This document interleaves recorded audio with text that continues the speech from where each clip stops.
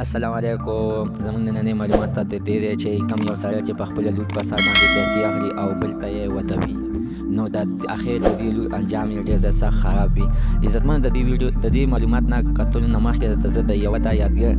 یاده کړم چې زموږ همدا چینل که چېرته نوي وئ، نو عزتمن زموږ دا چینل ته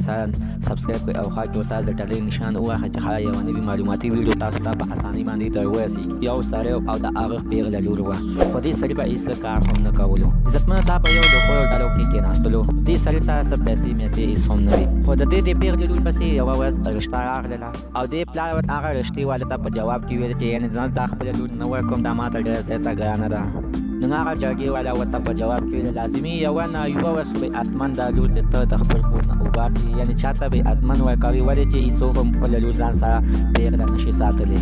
نو دې سړي بیا د شپې په دې خبره باندې ډېر سخت سوچونه او فکرونه کول چې دې ښځې ماته په جواب کې، یعنې دې ښځې ماته داسې تعجبه خبره وکړه، یعنې دا خو د نه منلو ده، خو چې سوچ یې وکړو ویې ویل چې صحیح خبره ده، د دې ښځې خبره خو رښتیا ده، ولې چې یوه ورځ چې زه مړ شم نو دا لور به بیا زما څه کوي، که واده شوي نو زه نو خپل کور خو به وي.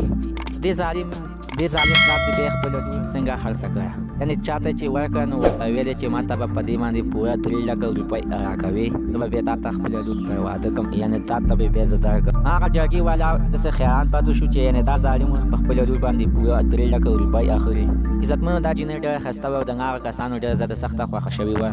هغه کسانو ورته ویل چې دا خو 3 لکه دی چې 10 لکه وي نو یعنې دا لور تا ته موږ نه پرېږدو، حتمن به تا نه ته موږ وتوو. خو هغه کس ډېر سخت غریب و چې کوم یو کس چې دا جینۍ کوله او ځان ته یې کېدن کوله، هغه سره د 3 لکو روپو څه کې د 3 روپو درخ هم نه لګېدو. د هغه کس لږه غوندې ځمکه وه او هغه یې دې جینۍ ته یې خرڅه کړه او د جینۍ پلار ته یې 3 لکه روپۍ پوره کړې او دا جینۍ یې بیا راواده کړله او خپل کور ته یې راوستله. خو د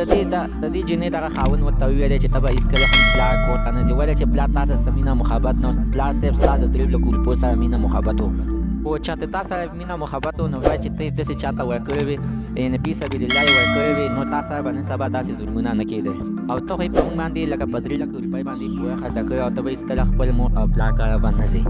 یعنې بیا به یې ډېر غټ ظلم او زیاتۍ کولې، ولې به یې ورته کوله چې